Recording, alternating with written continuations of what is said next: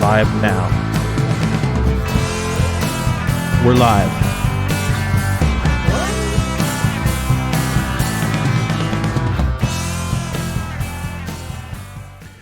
Hello, friends, and welcome to another edition of the TV is Our Real Mom podcast. I'm Dave.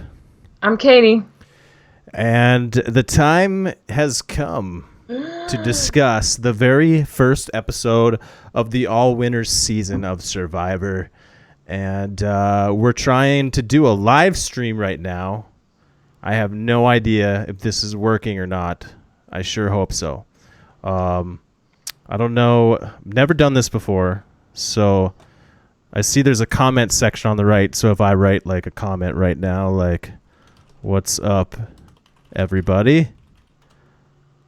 Okay, I see that. That's good. What does that have to do with anything? Well, people can let us know if something is wrong from a technical standpoint because we didn't test this at all. If there's anything wrong, like, we'll probably just stop this stream and record a video. Yeah. Because, we probably should have tested this, but we're just going live for the first time ever. And what better time? Hoping that it works. So if I see there's one person watching. Hey, so all right. Maybe that's just me streaming. That's probably this. you. Yeah. But if you're out there and this is working or not working, let us know.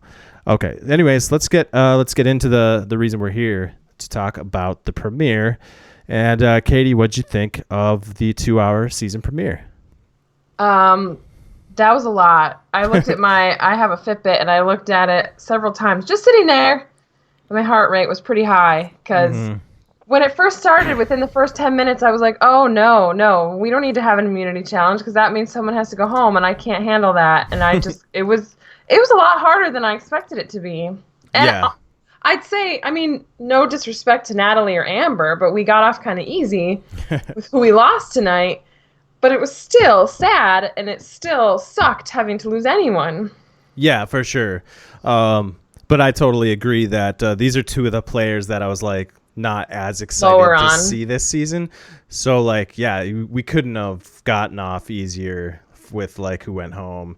And no disrespect to Natalie or Amber. It's we got off easy though in my opinion. I mean, I hate to say I was relieved, but I was relieved because the other options were Denise and Jeremy and Tyson and Kim. And I was like, no, none of this will do.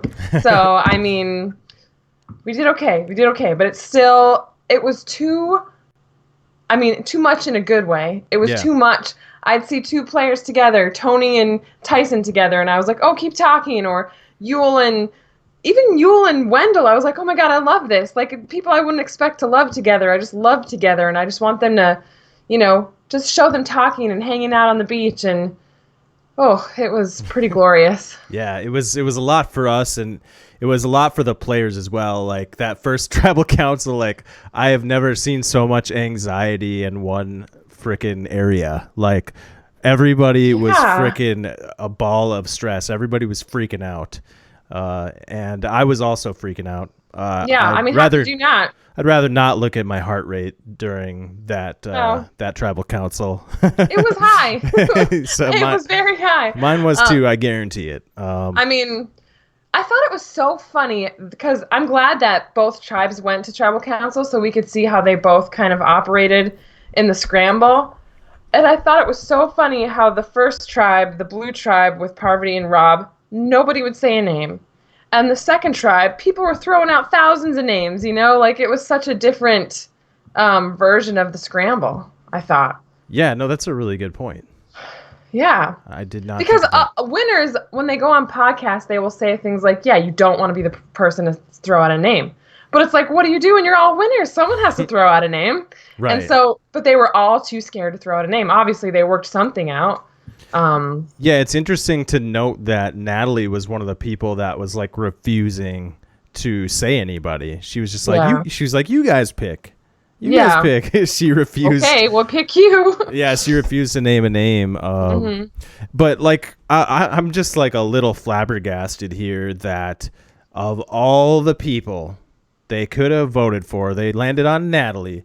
And of course, at the same time, they're debating whether they should vote out Adam or Denise. I mean, what is going What is going on here? Points there. Yeah, how Adam was like, "Are you kidding me? Me and Denise went on a walk and got lost, and we're the relationship you're worried about." And he's like, Boston Rob and Amber are married, for God's sake. They have 4 children together. I loved how incredulous he was about that. I mean, he was all spot on. Yeah, he was right. Freaking spot on, man.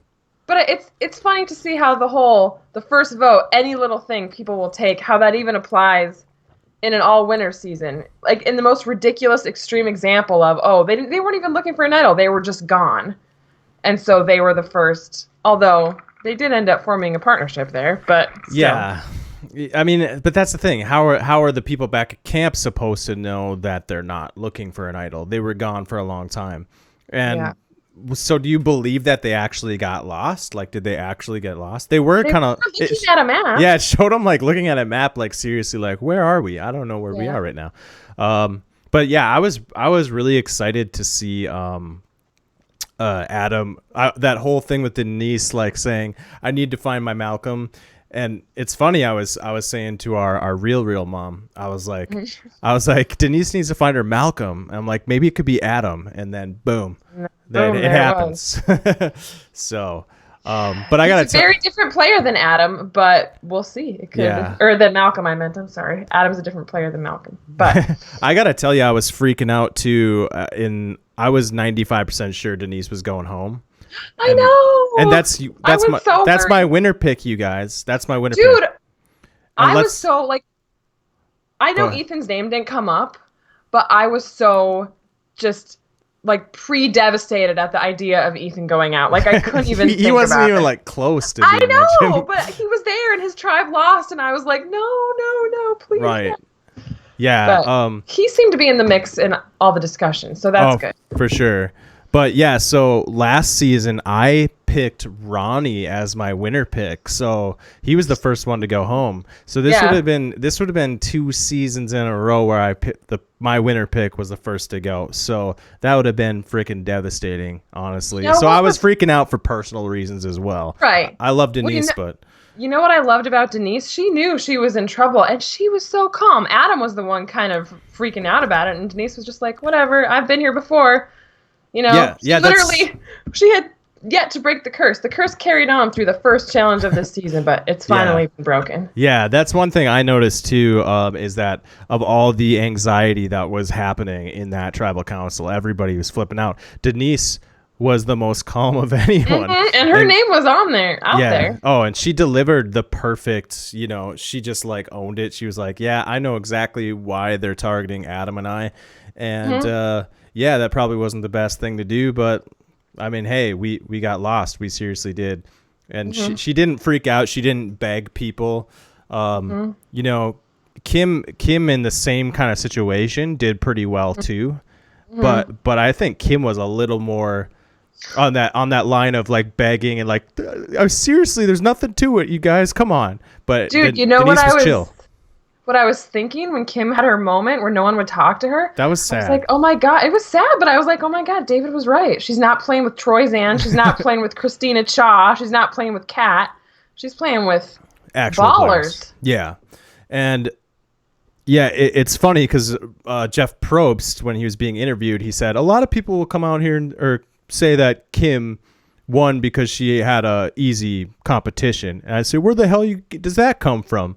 I'm like, well, come on now, Jeff. That's. I mean, there's some truth to that. But she owned it. I don't want to take away from her win. I think that was just shock hitting her. Like, I can't believe this is happening to me on the first vote out. Like, that must have been horrifying. Yeah, moments like that are like horrible flashbacks almost. Like I think almost everybody has experienced that in like elementary school or middle school life, being like ostracized in some way. Junior high. And that's what it feels like. Like that feeling is horrible, and she was experiencing that for possibly the first time in Survivor. Which is funny. While that was happening, I was like, God, you think winners would be better at masking that? Right, but it... they were not. No, I mean that's like human emotion. That's real. That's a real feeling she was having. You know, you can't.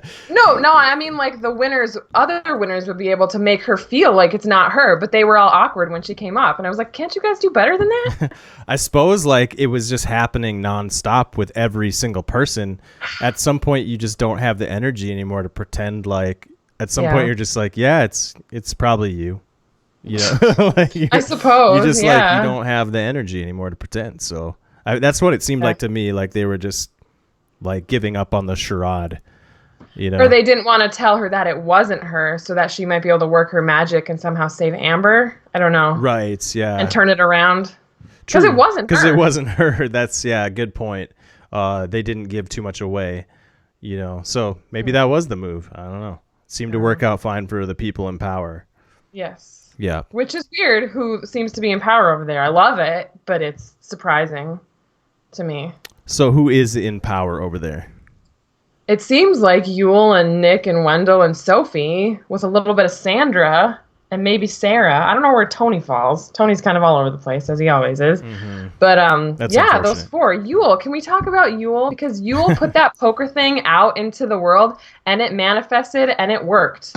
Oh, absolutely. I was actually worried for him in this episode because he was like, he was getting so featured as the one throwing names out, the one devising the plan. Like to be the one calling those shots definitely puts a target on your own back. I feel like his own alliance could turn on him in a couple more votes. I feel like when he's acting like such a kingpin. So okay. We had a comment. Someone said, "Hi, Dad." I don't know. Maybe. Who's our real dad? Movies? Oh yeah. Okay. Yeah, movies are our real dad. We should change our channel name to that. I like that better. But no, I think I did get a little worried at that part too because Yul was coming on a little strong. But I think they were just featuring that because they wanted to show what a big part of this first vote that poker alliance was. They even showed the actual clip of poker, which seems kind of unprecedented in Survivor to show a clip of something that's not Survivor. Right. You know? I actually really enjoyed the meta side of it. Yeah. In this particular season because it like them acknowledging pre-existing relationships I feel like is really important in a season like this. Yes. So we can kind of track whether or not they're actually, you know, paying attention to that sort of thing. Because I'm guessing at times that is going to come into play. And at times it's not. So, yeah, who's to say? She also commented, "Go Tony." Yeah, Tony, he's still there. I can't believe it. 100% on board Rob with that and Sandra statement. and Parvati are still there as well. What the hell? Yeah, I don't get it, man. Like of all the people they could have gone after, it's Natalie and Amber. I mean, Amber makes sense only because of who she's connected to, but that's it. Right, but Sandra's over there too. It's like, really? Sandra and Amber were not together. Sandra was pissed at those two. Right, but if it was me, I'm voting for Sandra. I know. But also, you know, like, how do you ever bring up Sandra's name? Like, she's one of those people who makes you afraid for your life when you say her name. That's one of the ways she sticks around, I think, is if you bring up her name, you're scared that someone's going to go tell her and you're done. You're done for. Yeah. She is the queen. All right. Go. I feel like I'm talking a lot. Let's let you talk about some stuff. Can we talk about what a buffoon Ben is? Yeah. I mean, overall, I thought he came across good in the 2 hours here, or came across well. He came off like a scrambling mess. I thought most of the time he was fine, but there was that one particular moment where he was atrocious, where he just got owned by Boston Rob. Yeah, it was funny to watch that happen and see Rob just completely dismantle any type of confidence he might have, which is fair. If I were Ben, I'd feel like I'm probably not worthy of playing on the same level as this guy. Boston Rob, we were talking about how he's got a dad bod. Oh my God, what a freaking beast in the challenges still. I can't believe it. Like when they're pulling up to that platform on the boat, like I don't think he was even the one prepped to jump. I saw Jeremy kind of like hunched up on the side of the boat. And guess who was the one that takes the initiative to go jump onto the platform and do the thing? It was Rob. Like he was like pretty spry. Like he had to do kind of a tough little jump on a little platform, and I was impressed. And he was underwater, and he lifted like 8 people on his shoulders and pushed them over the barrel from underwater. Yeah, that's one thing I wrote in my notes is like how exciting that part was, like of that challenge, like how just that one little part where they're trying to get over the barrel was like riveting. It was, but I didn't even think it was possible that they would come back. Like I thought it was a done deal. I know, right? And they kind of made it look like Wendell was missing the ring toss, but Tyson apparently couldn't hit one either. Did they ever show him throw at all, or? I don't know. They just showed him giving the rings to Wendell, and then Wendell was taken over. Right. I feel like for the most part, it was Wendell the whole time, and like with the other two, it was Ben tossing rings to Jeremy, and so one person gives the rings to the guy, and the other one. Oh, I thought Tyson was attempting, and he just utterly failed. I didn't see it, but I totally could be wrong there. Yeah. So do you want to like go through notes at all and work our way through the episode, or do you just want to whatever? I mean, we can hit high points. I don't want to be like dry and methodical just going down the list, but... Right. Yeah. You know what I mean? Right. What else? It's been a while since I've done this, Catie. I don't know how to like naturally grab notes out. No, I know. And it's like hard because we're so excited coming off this premiere. Yeah. It's hard to focus. Yeah, for sure. But what did you think of the fire tokens? That's a good question. I started to sort of see some of the possibilities that could happen with it, and I'm warming up to the idea now that I see some of the things that can happen. My question is like, what advantage is there to saving or hoarding your tokens? You know, like it seems like you buy your way to the end of the game. I certainly hope not. Well, you almost have to put that into the game to make it worth it, even having it, because otherwise, why wouldn't you just like spend right away? If there's no advantage to saving your tokens, why would someone like Sandra ever not buy the idol? You know, there has to be a reason to not buy the idol just as much as there's a reason to buy it. Well, they have the menu there, the menu on what you can buy with fire tokens. Right. So if you save them, you could get if Sandra saved hers. No, when she goes out, she has to give it away. Yeah. She loses all her tokens. What if she goes out with an idol in her pocket and no fire token? She doesn't have anything to will to anyone. Oh, yeah. Well, that's she doesn't will anything, I guess. My question is, the players probably aren't thinking fire tokens are going to be all that important. Nick seems to think they might be important. Yeah. But, like, you'd think, you know, you're going to vote out Natalie, so you probably know in your head who that token is going to. So you just gave Jeremy 2 fire tokens. When you vote out Amber, you just gave Rob another fire token. Do you think that crossed the players' minds at all? Like, you're giving an advantage to Rob and Jeremy? Yeah, I hope it crossed their minds, but didn't stop them. I don't know. What are your thoughts on the fire tokens overall? Do you like where it's going? I like that they're trying to tweak Edge of Extinction, and they're not just allowing it to be some place where you waste away. I did feel when Natalie was on Edge of Extinction a little bit taken out of it. Like, can we get back to the 19 winners that are still in the game and hanging out right now? Like, I don't want to follow Natalie on a hike. I'm sure it's interesting for her because she doesn't have anything else to do, but I would rather be hanging out with the other winners. Right. Even if they're just talking about nonsense. I don't care. I'd rather be with them. Yeah, totally agree. I mean, that was the criticism coming into the season is like, why do you need to bring Edge of Extinction into this season at all when you already have a season of all winners? Mm-hmm. Why even waste time on this? And I definitely was feeling that exact feeling when we were on Edge of Extinction. It's like, no, go back. Go back. Tony's there. Yule's there. Tony's, yeah, I know. Come on, Parvati's Yule there. Has this way, yeah. Come Yule on, has guys. this way of talking that's the same exact way. Obviously, he's the same person, but I can't do an impression of it. But the way he's very quick, methodical. But he like presents things in a certain way.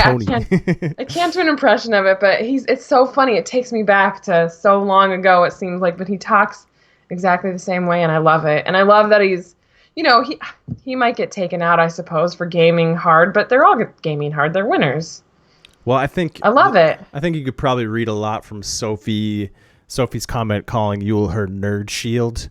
That I think that probably will come into play in the story of the season. That Sophie and Yule will be aligned, and eventually Yule's going to be the one that gets taken out before Sophie, and Sophie will sneak a little bit farther into the game because of that. It's funny that they went with Nick and Wendell, because Wendell, super loyal, like down the line. But Nick, boom, boom, boom, boom, boom, goes with whoever he needs to go with to get another day in the game. Yeah, Nick I thought that was funny. Nick likes to jump around. He does. He definitely seems to be playing a little frazzled, but I would expect that as he's like the baby of the group, kind of, being the last winner. Yeah. Or the latest winner. He seemed calm. I thought it was interesting seeing the newer winners, maybe just Nick and Wendell, but they both seemed very chill to me. Wendell for sure. Nick, Wendell came off very well. Very chill. I might be projecting on Nick a little bit, but it seemed like he was like pretty nervous, but who wouldn't be, I mean, it's crazy. His name did come up. Did come up. It's crazy out there. Yeah. It is. But no, all in all, I do think Nick did well, and he's in a good, he's got his feet under him. He'll be fine, I think. Especially since he got past. In a good spot. Yeah, he got past his first vote. Yeah. So, Rob and Parvati working together. That was funny when they were sitting on the beach and they were like, why are we not worried right now? I enjoyed that. That was probably one of the best parts of the episode was those two talking about like these idiots. Like, what are they doing? They should be gunning for you and me right now. But like, and they're gunning for Natalie and Adam and Denise. Still can't get over that. I know. Like, honestly, that's all I kept yelling through the whole tribal accounts was like, you guys are seriously targeting Adam and Denise right now. Like, of all people. I think it's a symptom of the don't want to be the first one out thing. I think that's all it is. I think if they go to tribal again, you'll see a shift in focus to someone bigger. I would hope. I'm kind of worried for Jeremy and Michelle. They seem kind of on the outs now. But maybe they'll be a tight duo. Michelle will be the new Natalie. I don't know. Yeah, or the new Fishback.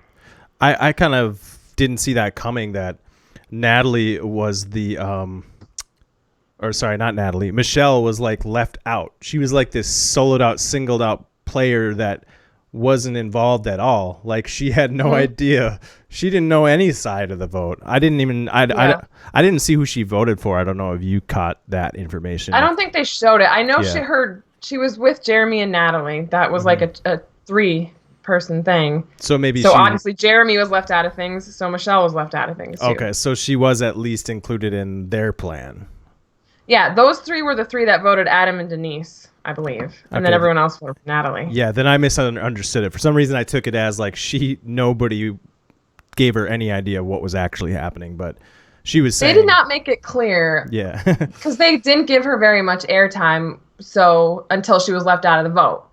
It was like, okay, we needed to know where she thought she was if you're going to leave her out of the vote. But Jeremy seemed very calm about it. He got a fire token. Sure. Kuya Wan says, but at least we can still see our favorite winners who were voted out. Yeah, it's a good argument for Edge of Extinction. It'll get more. It'll pay off more in the future. Yeah, like when Tony gets voted out. When Tony's there next week, which won't be far, I don't think. I mean, he's already climbing a freaking rickety What is that ladder? That's like Angelina's ladder times 12. He tied some bamboo together and made like he made it? It was a ladder that they made out of bamboo and rope and like scaffolding, and it was like falling apart as he was climbing it. It looks very rickety. And I love Tyson's like, how is this man still alive? Yeah. Oh, thank God we didn't lose Tyson. Can we talk about how he kind of swerved and was like, hey, I'll do whatever you want. I don't know if he saved himself. I don't know how close he was to being on the chopping block, but that was a good move on his part to be like, hey, man. Yeah. I'm done with Amber and Kim. I'm with you. Well, yeah, it was certainly his only move, and it was a good thing he made it because, that's all you can do. When you can clearly see that your alliance of 3 is the main target, you kind of have to jump ship. And I didn't see any cracks there. They probably thought about that. Obviously, you're talking about Kim and Tyson, at least. they were thinking about cracks. They weren't there. Tyson jumped ship before Kim did. So he was the first. He's talked about that a lot in podcasts. Like, if you've been voted out, you know the feeling right before. So he sensed it. Kim had not been voted out. Amber was voted out in season 2. So Tyson knew the feeling, and he was like, "Whoa, I'm out." Yeah, but Kim definitely picked up on it eventually too, because she that whole thing where people stop talking when you walk up, like she's like, people are literally silent when I walk up. I mean, what other evidence is there that you're in trouble? But she didn't handle it as smoothly as he did. Like, he was like, "I'm with you," and she was like, "Talk to me." Yeah, I know. Which is understandable. Her legs literally gave out on her. She fell down and started crying. Yeah, it was tough to see Kim in that like emotional state, because she was like the infallible best winner of all time. Yeah, Khaleesi. So yeah, tough to see her like that. But man, imagine her story if she just is an underdog for a while and she comes out of that. Yeah, I could totally see a situation where Kim, that was the worst Kim will see, and she's it's all gravy from here for her. Yeah, you know what I kept thinking when that was happening was that there's been a lot of close calls in Survivor history. Adam was in a lot of danger early in the game. Chris from Vanuatu was almost the first one voted out. Nick was almost the first one voted out. Parvati was almost voted out early in Heroes Villains. Like, you can come back from it. Yeah, you certainly can. Mm-hmm. What did you think of the toast before the game started? They brought out some like. I thought it was cute. Jeff Probst was so excited. I don't think he got excited until he saw them all, and he was like, "Oh my god!" He's like, "I can't believe this." He's acting like Adam out there. What did he say again? He with a British accent. He got like a British accent, and he was like, "A toast before war" or something like that. For battle. It's probably some World War II general or something that he's quoting. Yeah. I could be wrong. Jeff probably just sits at home and watches documentaries in the off season. You know, if there ever is an off season, there's probably not an off season. He seems super stoked at Tribal Council. Oh yeah, for sure. He loves it. Oh, it's freaking amazing. Not much to say about the first immunity challenge. We've seen that before. Yeah, Kim was a beast. It's just surprising how good a lot of these people are in challenges. You kind of forget. Yeah, they're all actually pretty talented physical athletes as well. Mm-hmm. So we get Wendell getting stuck in the building role again. Yeah, it's kind of hard to avoid when you have a furniture company. I mean, they all know it. Yeah, I mean... So Rob does construction, so he's the guy on the one tribe. Wendell builds furniture. Obviously, he's the guy on the other tribe. Who else are you going to go to? Yeah, I mean, his head's in the right place. Like, I like what Wendell was saying. Like, I didn't want to be the builder guy out here because people are going to, like, notice me. Mm-hmm. So his head's in the right place, but yeah, you're exactly right. Like... Wendell, they know you're the furniture guy. Like, you can't get out of it. You know. What are you going to do? Say, "Hey, you work for Google. Come build a shelter." Right. You have to be the person to do it. Tyson got an emotional moment where he talked about being a stay-at-home dad. There was a lot of talking about kids. Yeah, it seems to definitely be a bonding force in this game. Mm-hmm. Because most of these players are parents, right? The majority, yes. Yes. So, but they also touched on Ethan's story, which was awesome.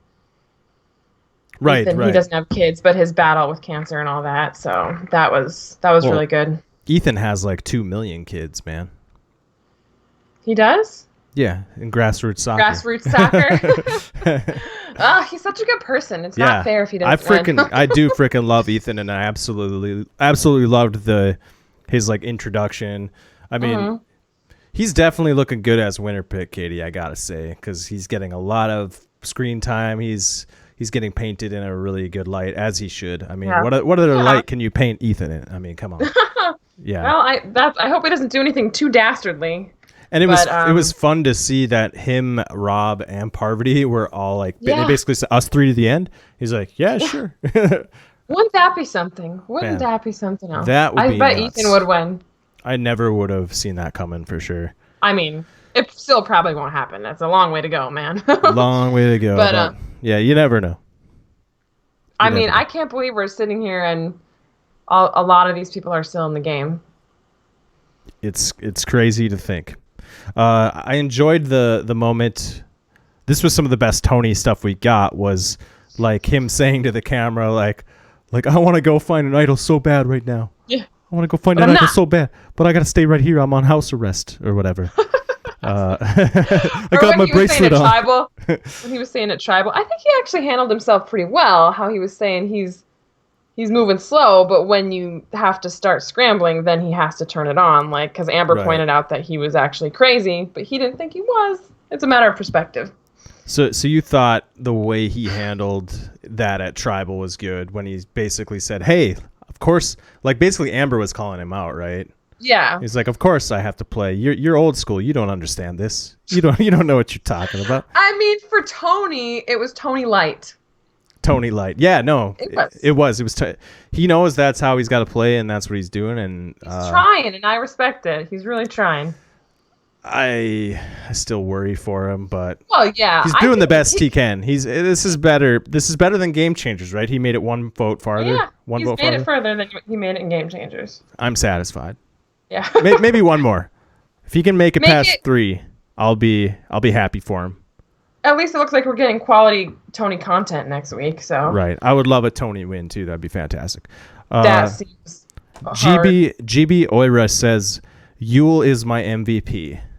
He was great in this episode tonight. I didn't expect him to even get much airtime, but he kind of maneuvered the whole thing against Kim, Tyson, and Amber, which was impressive. Yes, indeed. Yep. Yeah, Yule is a great MVP pick, but I do worry about him. Sophie's definitely using him as his nerd shield, and he could definitely fall victim to that. As I said before. Now that he's landed a blow against the poker alliance, I think maybe he just kind of chills for a little bit. He seems to have an alliance in place. Just kind of let them work for him. The next vote, I would say, at least just kind of try to hang back. But I don't know if that's where his head's at. Right. Yeah, do you want to talk a little bit more about Ben in that moment with Rob? And I mean, it was funny. I enjoyed it. I thought it was really funny. Yeah. And his self-awareness about the moment was really funny. Right. He's like, he got me. Yeah. It worked. How the hell did he do that? Jeez. Yeah, that was funny. But it kind of seems like he got that info from Danny, and I'm not sure why he ran that back to Boston Rob. It kind of seems like you see why he needed idols to win. Yeah. He can't keep anything to himself, apparently. Well, the social game, he's just not... And I get he's probably just flabbergasted by being with these people. Obviously, he is. We saw it. We heard it from his own mouth. But, like, there was no chill there. Well, it's more like he was walking the beach with Rob, and instead of, like... He couldn't think on his toes. Rob was just pulling the lies and the truth out of him. He's like playing him like a fiddle, man. He did. It was impressive ridiculous. To behold. Yeah. And it was funny how when Rob went up to Danny, and I was impressed how Danny handled it. She was like, yeah, well, you're Boston Rob. What do you want me to say? Well, I'm Danny Boatwright and you're Boston Rob. There's a big difference there. Exactly. And then he was like, okay, let's work together. Like, he just completely flipped it around. Now I know that she will tell me the truth. If I confront her, I can work with that. Whereas maybe he's looking at Ben as like different than that. He's like, when I confronted Ben, he basically tried to lie to me, and I had to like work my magic to get him to tell me the truth. So I feel like Danny in that situation somehow came out better. She did, Ben, which is crazy. And another thing to note there is that everybody is watching Rob do this. Everybody's watching Boston Rob work his magic. There were like 5 people around them when they were walking and he was interrogating Ben. And there were like 5 people around when he was interrogating Danny, and they all watched it go down. So I feel like that just puts more of a target on Rob's back if it wasn't big enough already. At least it should. It should, but I don't know. How it didn't for that night.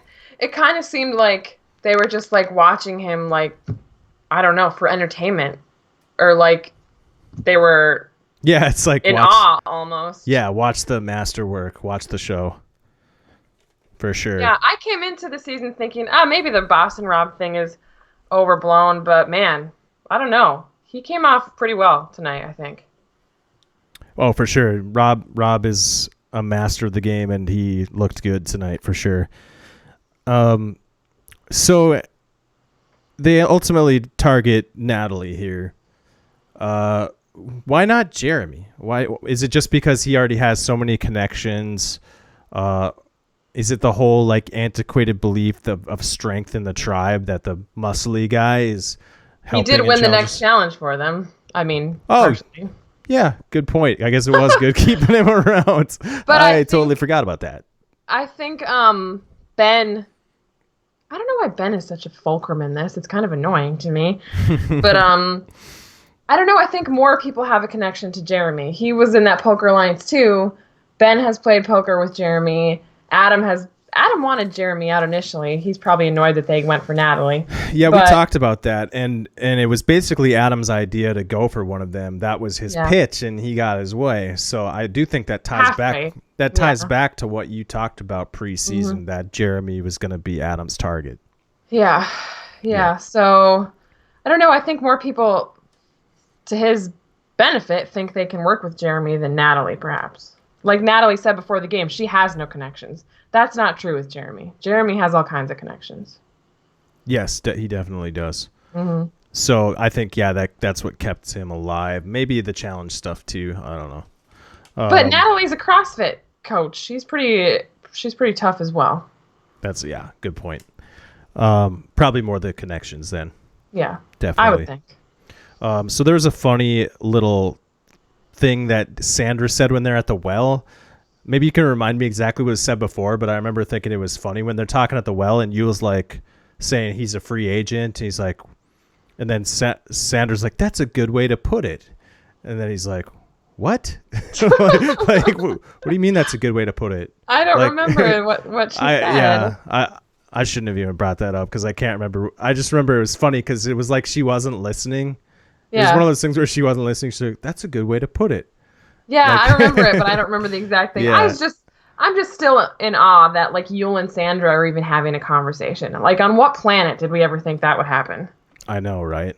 It's like a Brant Steele simulation come to life. Like, I can't even believe it. Yeah, for sure. So the Poker Alliance, do you think that's a legit thing? Is that like something they really should have been worried about? I know everyone tried to play it down, but I actually feel like that is a real thing. I think the people in the Poker Alliance don't even realize how big of a thing that is. I think it's definitely a thing when you consider Rob and Tyson. Yeah. I think the Poker Alliance definitely spreads to the other side. Yeah, you have Jeremy and Ben and Adam were all with them at least at one tournament. And, you spend a weekend with someone, and that's kind of a bonding experience. And I've heard they, like, roomed together and stuff. Oh, yeah. That's not just a one-off evening. Kim, I don't know if she was there for that. Kim maybe just played that one televised tournament, and that was it. And then, so everything she's saying might be true then. Her involvement in it is probably a lot more limited than everyone else's. Right, yeah. And it behooves her to be like, that was nothing. She has to say that to be like, to try to get the target off her back. And I think the reason they went for Amber really had nothing to do with the Poker Alliance. It was more she was married to Rob, who was the head of the Poker Alliance. So I guess in a way it's connected, but he's also just Boston Rob. Right, exactly. I think that's exactly right. That's why ultimately they targeted Amber, was just the connection to Rob. But yeah, she does tie into the Poker Alliance, so that's what they're targeting ultimately. But also notice that Ben and Jeremy at Tribal Council having a lot of back and forth. Yep. Like, see? and weekend together. They talk like buddies. They do. Yeah, so definitely that's probably what turned it towards Natalie. Right, something to watch for there. Yeah. We talked about Wendell, Nick, Sophie, and Yule as kind of that seems like a pretty strong alliance. I don't know that anyone's gonna break that up over there. Not until a swap. Yeah, probably. The swap is the only thing that's gonna break that up. Yeah, unless people get tired of Yule. Which they could, because he I don't see how it's possible. Yeah, I don't know. He's so nerdy. I love it. I love it. Fellow nerd. He'll probably give him like lessons. Remember that episode in Cook Islands when he was like on top of a pole and what was he talking about?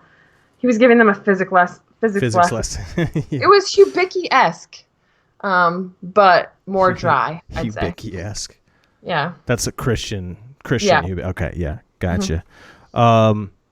So token count. I think Jeremy's got 2 and Rob has 2. Rob. Okay. Sandra has 0, but has 1 idol. Right. Just wanted to check in on that. That's going to be tough to keep track of. Okay. We got another comment from GB Oira. It's weird seeing Michelle at a premier tribal council and Kim being on the outs pre-merge. That's true. Yeah. Michelle did not go to a tribal council until right before or till the merge in her season. Right. And out of everybody in that tribal council who was having a major panic attack, she probably looked the worst. Like that probably explains it. Like Denise has been to every tribal council. She was on the chopping block and she was cool as a cucumber. And Michelle has never been in this experience of potentially being the first one out. And she was losing it. That's really funny. Michelle's like, I don't like this. Well, and like Kim too. Kim was never in danger. It's not supposed to be this hard. Why don't they all give up? Why don't I just win though? Where's Troyzan? Where's all the Xans? They're all on one world. They need some Xanax out there. Okay. No. Sorry. No? Okay. Don't bring Troyzan into this. Don't let him ruin our season. Right. Yeah, we mentioned it. It's worth saying again. The Denise curse is broken. It's been lifted. It's officially broken. She's free. Fly free, Denise, and win the season for me. Go forth and win. Because I want to be right. But also lose to Ethan. But you can come in second. Honestly, Ethan's looking a lot better than Denise right now. I'll say that. I don't know. Denise does well when she doesn't do well at the beginning.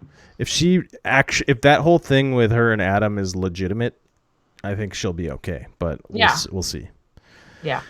But what's cool about that is they're calling them out now, but that's an alliance that they might forget even exists at some point because they're going to play it so low-key. They're going to play it just like Malcolm and Denise did, I'm guessing. So it's your typical day one scrambling in the woods. Let's use it as an excuse to get him out, but it didn't work. So, did you notice that Sandra said Nick is shady? She did. She just casually talked and she's like, they're mentioning your name because you're shady and you're the most recent winner. Like, why do they go together? Why does shady and recent winner go together? Okay. Yeah, like she obviously, and Nick was like, what? I don't think he's that shady, but okay. Yeah, I didn't get where that was coming from. That was funny though. She just was so casual about how she said it. She was funny. I enjoy her. Nicholas Lentini says, the Matsing curse. Russell Swan is looking out for her. Ha ha. Yeah. Fly high, Swan. No. Malcolm's awesome. Looking down on her as well. Well, he's not dead, but his spear is there. He's looking straight at her. He's played on those beaches, so maybe he left some memento there to watch over her. Maybe there's some time travel stuff, like Nicaragua. He's been known to travel through time. Yeah, okay. He's like in Harry Potter when they can only just look back. Like she can't see him, but he's there making sure things just kind of work out. He's got the little watch thing. Yep. Little pocket watch. But she must not see him. It's sad how much we tie things back to Rob has a podcast. Oh. We've been listening to that for what 5 years now. It starts to like permeate your brain. It does. That Rob stuff, it's out there. Everybody's listening to it. Literally worms its way into your brain. Yep. You can't get it out. Well, I actually got through all my notes, and I did kind of go down the line a little bit, so sorry about that. But it gives us stuff to talk about, you know. It does. I can't remember. I'm sure there's a million other things to talk about, but I was pretty hype. Pretty hyped during that. Nicholas Lantini says again, but then where is Abby? Thankfully, some other universe. She's in like purgatory. She never won. She was not invited. She's not here. I guess we're talking about Malcolm's spirit, aren't we? Abby's spirit's somewhere else. Purgatory. Wasn't invited. Yeah. In purgatory with Pete. Her and Pete. Just on again, off again, all the time. That's their version of purgatory, maybe. Yeah. It's like forever breaking up and getting back together. Groundhog Day for the two of them. They hate each other, but they have no one else. Yeah, that's funny. Okay, any other thoughts on the 2-hour premiere? I loved it. Yeah. The only part I didn't love was Edge of Extinction. It was probably only like 3 or 4 minutes. It just felt long. Mm-hmm. But I'm sure once more people are there, like you said, Tony. I mean, Natalie and Amber's not the most exciting dynamic, but maybe after a couple episodes, there will be enough people there and it'll be interesting again. Mm-hmm. Also, I have a question about Edge of Extinction. Sure. Do they just not have a choice? They just have to go there? Yeah, it doesn't look like they get a choice this time, but they can leave. As soon as they get there, they could walk right over to the flag and raise it up. Which I was like, Natalie, go raise the flag. Yeah, come on, just do it. It's done. You don't need this aggravation. Yeah, well. But I guess she sold an idol. She has a coin. She can buy a slice of pizza or something. You know, so she'll enjoy a slice of pizza on the island before she goes home. Yeah, I mean, you'd think if you use your tokens to like buy food, you might have a better shot in the immunity, the challenge to get back in. But in her case, that's a long ways away. Right. Yeah. Certainly is a long ways away. Yeah, I gotta say the whole premiere, I had a smile on my face like most of the time. It was awesome. Yeah. It's season 39, at least for right now. Forgotten. Didn't happen. It never happened. This is Survivor as it was meant to be. Right. And Jeff did say that this cast delivered, and I hope that's like even an understatement. I hope it's 100% truthful. Yeah, he said it was better than fans versus favorites and heroes versus villains. Oh my God. And they had people using words to describe it. Like, I only saw Parvati's and Wendell's, but Parvati said, the only thing I remember she said was Black Ops. But Wendell said, legendary, ridiculous, and hilarious is what he said. So, oh my God, we should have some good stuff coming down the pipe. Oh my God, I'm so excited. I know. It's going to go so fast. One more comment from GB Oira before we get into, what did we used to do? MVP picks? We used to do like MVPs of the episode, right? Yeah. Did we ever do LVPs? Was that a thing? No, I don't think so. But I did think we did something else. I can't remember what it was. We could probably think up LVP pretty quick too. Okay, GB Aura says, I definitely buy beer using those fire tokens before the challenge to get back in the game. Well, I'm not sure you would make it back in the game, but you'd have a fun time with that beer. Depends on how many beers you had. If you just a 6-pack. Yeah, but he didn't say how many he would drink. You should buy it and give it to everyone else, and then you're the only one who's sober, in good shape the next day. I think he's leaning more towards like get that beer rage going on, like Popeye spinach, you know? That adrenaline. But yeah, you gotta meet that sweet spot, like 2 to 3 beers and then stop. Don't drink the whole 6-pack. Yeah. Then you got a shot at that challenge. I say you get the 6-pack the night before the challenge. You give everybody else a beer. You don't have one. You make it maybe look like you take a few drinks. You don't take a few drinks. Yeah. You're in the best shape the next day. Get it. If anyone there gets hungover from one beer, which is possible. When they haven't eaten any food in 2 weeks. It's definitely possible. It's all the calories they've gotten, other than I think they get some rice out there. But Sure. It's not very much. Okay, so do you have an MVP for the episode? I gotta think. Do you have one? I would have to be pretty biased and say Denise, like for surviving. God, there's so many. For handling that so well, for finding Adam as her number 2. Mm-hmm. Being able to read that he was someone who would actually be that excited to be a part of that. Yeah. That's I don't know. That's not real. I almost thought would go with your MVP, which is Ethan. He looked fantastic in this episode. There's a lot of people that looked good. I know. I'm torn between Yule and Rob because I can't believe Rob made it through and he was amazing in that challenge. I can't get over it. I'll throw one more out there. I'll throw out Sophie. Sophie too. Yeah, she's looking a lot.